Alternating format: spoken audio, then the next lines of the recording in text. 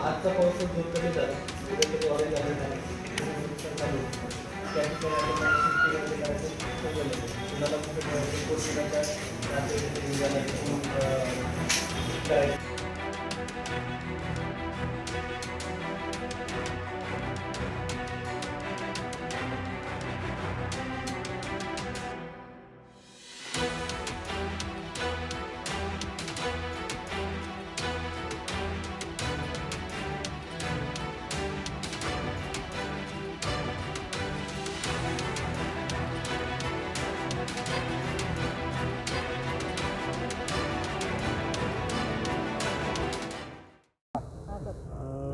महाराज, आपण आज कलेक्टरांसोबत बैठक केलेली आहे. काय कोल्हापूर जिल्ह्यातल्या पावसाची परिस्थिती आहे, पूर येण्याची भीती आहे का, काय माहिती दिली आपल्याला?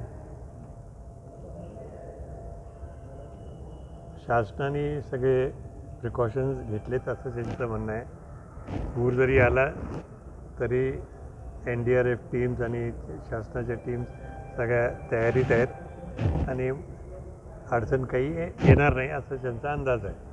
कारण अजून पातळी कमी आहे, अजून डेंजर पातळीला जायला अजून पुष्कळ वेळ आहे. धरणं खरं तर अजूनही भरलेली नाही आहेत कोल्हापूर जिल्ह्यातली, तर त्याचं धरणं एवढ्या लवकर भरतच नाहीत.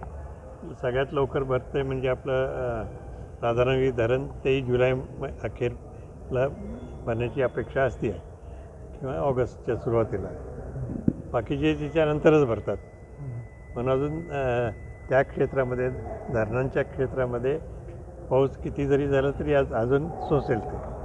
जर पूर परिस्थिती निर्माण झाली तर काय आपण या ठिकाणी सूचना केलेल्या आहेत स्थलांतरणाच्या किंवा जनावरांच्या संदर्भातल्या, त्यांच्या चाराच्या संदर्भात? स्थलांतराच्या सूचना त्यांनी केलेल्याच आहेत असं आत्ताच सांगितले आम्हाला.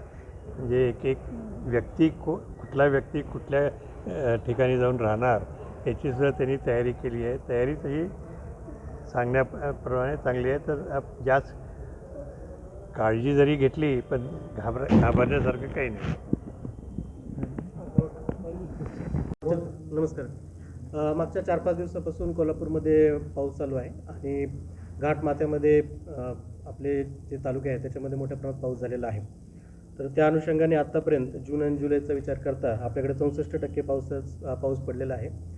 आणि त्या अनुषंगाने आपल्याकडे राजाराम बंधारा याची आज रोजीची 5 वाजताची पातळी जी आहे ते 33 फूट 10 इंचाची आहे आणि राजाराम बंधाऱ्याची इशारा पातळी ही 39 फुटाची आहे आणि धोका पातळी ही जवळपास 43 फुटाची आहे.